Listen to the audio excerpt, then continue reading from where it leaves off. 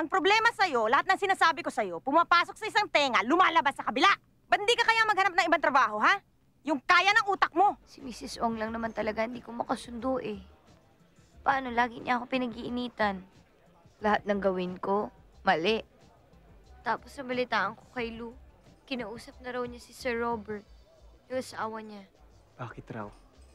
Eh, gusto niya na yata talaga ako maalis sa trabaho eh.